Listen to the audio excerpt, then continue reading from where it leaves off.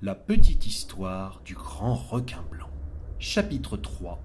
Tu cherches la bagarre.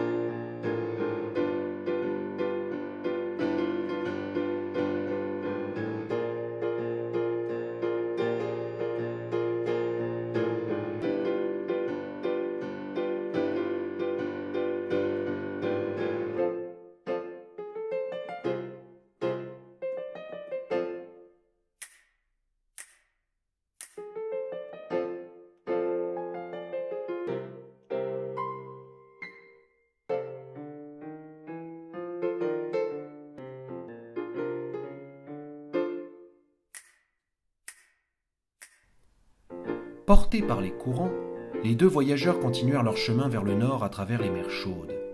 En traversant une zone étendue et désertique au-dessus des eaux profondes, du moins ne voyaient-ils pas le fond, ils rencontrèrent un baliste capriscus, un de ces gros poissons gris et moches qui avaient une bouche presque plus grosse que leur corps et qui avaient pour habitude de chercher querelle à tout le monde. « Bonjour » demanda le requin. « Savez-vous ce qu'il y a à la surface ?»«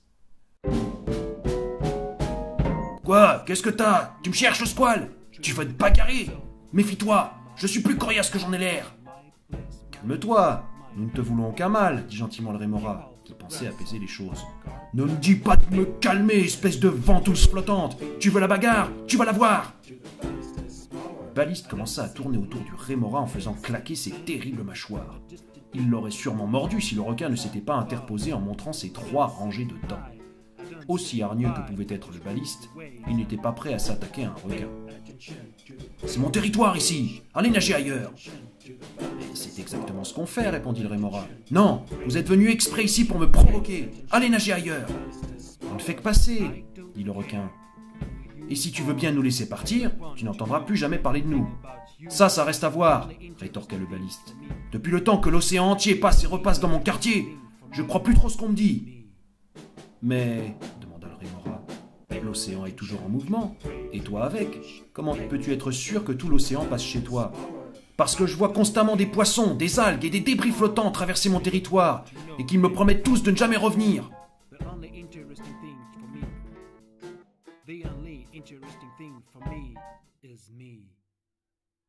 « Une algue t'a donc promis de ne jamais revenir ? Demanda le requin avec amusement. « J'ignorais-tu parler aux algues ? » « Et comment es-tu sûr que ce territoire en est un et qu'il t'appartient ?» demanda le rémora. Le baliste s'énerva. « Parce que c'est chez moi ici, c'est ma zone, et je veux pas de visiteurs, » rétorqua-t-il. « Mais vu que l'océan se déplace, toi aussi tu te déplaces avec, sans même t'en rendre compte.